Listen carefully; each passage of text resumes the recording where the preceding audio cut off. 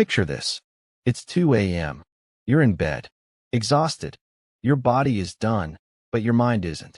Replaying the meeting, rehearsing tomorrow, scrolling through a conversation from 6 years ago. You shift your legs, flip your pillow, stare at the ceiling, and the harder you try to sleep, the further away it gets. If that sounds familiar, here's what almost nobody is telling you.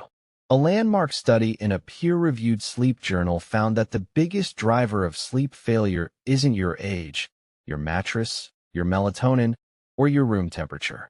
It's your nervous system. Specifically, unresolved tension that builds all day and never gets released. Researchers at Baylor University's Sleep Neuroscience Lab described the shift from wakefulness to deep sleep as a cognitive off-ramp. Not a light switch, a deceleration. Most of us are going 90 miles per hour with no brakes. But here's what stunned researchers. People who fall asleep fast and stay asleep all share 3 specific pre-sleep behaviors, done in the last 30 minutes before bed. And they work, not because they're complicated, because they're precise. Today I'm walking you through all 3, backed by clinical research, in exact order. Starting tonight. One person hadn't slept through the night in nearly a decade. 10 nights of this routine changed that. I'll tell you exactly what she did. Stay to the end, because the third intervention is the one most people skip. It targets your brain's melatonin production directly. No pills, no supplements. Let's get into it. Here's the problem with most sleep advice. It's aimed at the wrong target. We've been told, you're a bad sleeper. Your body just doesn't sleep well anymore. Genetics, stress, age. That story is wrong, and it's keeping you stuck. Here's what the Baylor researchers actually found.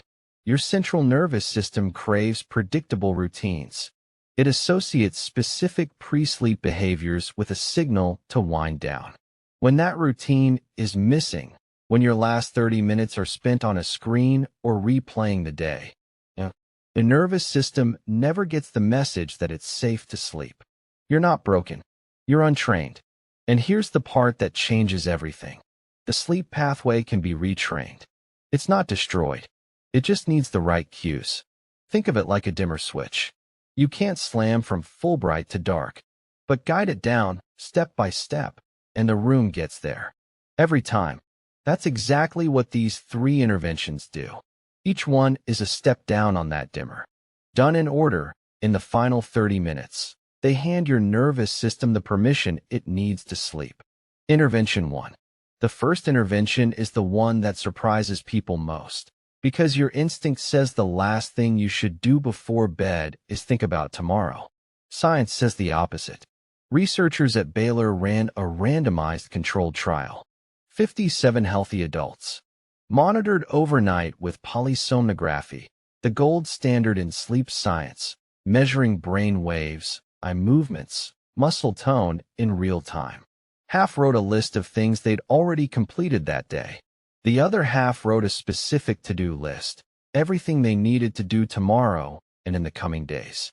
The to-do list group fell asleep 37% faster. Not slightly faster. 37%. Average sleep onset, 15 minutes versus 25. A 9-minute difference from 5 minutes of writing. The researchers noted the effect was comparable to several prescription sleep medications currently on the market. Here's why. When external distractions disappear at bedtime, unfinished tasks surface. Your brain isn't torturing you. It's keeping track of things you haven't resolved. It holds them active in working memory because it's afraid you'll forget them. When you write them down on paper, you release the brain from that job. The cognitive load is offloaded. The brain quiets. Here's how to do it tonight. In the first 10 minutes of your pre-sleep routine, paper, not your phone, not a notes app. Write a highly specific to-do list. Not categories. Tasks. Email Jordan the revised budget. Pick up prescription. Call Mom back. The Baylor data was clear. The more specific the list, the faster participants fell asleep. Vague gave modest results. Detailed was dramatically more powerful. 5 minutes. Brain freed. Most people who lie awake, thinking about everything, don't have insomnia. They have an offloading problem. The mind is holding open loops, and nobody ever told it to let go. Start this tonight. For many people, the change happens on the first night. Intervention 2 involves something you probably already do every day. Almost nobody does it correctly for sleep. And the timing difference is the entire game. Researchers at UT Austin conducted a systematic review of 5,322 publications on sleep and passive body heating. After narrowing to 17 rigorous studies, their conclusion was striking. A warm bath or shower, right temperature, right duration, right timing, reduces sleep onset by approximately 10 minutes and significantly improves sleep efficiency. The key word is right, because the parameters matter enormously. Temperature, 40 to 42.5 degrees Celsius, 104 to 109 Fahrenheit. Warm, not scalding. Duration, 10 to 15 minutes. That's all you need. Timing, and this is where most people get it wrong. 1 to 2 hours before bed. Ideally 90 minutes out. Shower immediately before bed. It actually delays sleep. Your core temperature is still elevated when you lie down. Your nervous system reads that as a signal to stay alert. Here's what's happening underneath. In the hour or two before sleep, your core body temperature naturally drops half to 1 degree Celsius. That cooling is a biological trigger. When your brain detects the drop, it starts releasing melatonin. The cool down is the invitation. A warm bath accelerates blood flow from your core to your extremities, hands, feet. You've seen it, the pink, flushed skin after a shower. When you step out, that heat rapidly dissipates. Your core temperature drops, faster and sharper than it would on its own. Your brain reads that as a sleep signal. Melatonin releases. Sleepiness arrives. You're not just getting clean. You're hacking your circadian biology. Can't take a full bath or shower. The research has you covered. A warm foot bath, 40 degrees Celsius, 10 minutes minimum, produces the same effect. The feet and ankles are dense with blood vessels. Same vasodilation. Same result. Intervention 3 is next, the one I mentioned at the start. The one most people skip. And it directly protects your brain's melatonin production every single night. Here's the thing about your phone. Most people know screens are bad for sleep. They've heard it 100 times. And they still scroll, because nobody has ever clearly explained what the phone is actually doing inside your brain. Let me show you. Researchers at the University of Galway ran a randomized controlled trial. 991 adults. Half read a physical book in bed for 15 to 30 minutes before sleep for 7 consecutive nights. The other half didn't. Result: 42% of the book reading group saw marked improvement in sleep quality. Only 28% of the non-reading group did. A 14 percentage point difference. No prescription. No device. No supplement. One behavioral swap. There are 2 reasons it works. First, psychological. Reading a narrative book requires steady, linear focus. Your memory centers, language centers, and emotional processing all lock onto one quiet thread, the story. Real-world anxiety gets crowded out. The loop stops spinning. Just 6 minutes of undisturbed reading reduces physiological stress markers and muscle tension by up to 68%.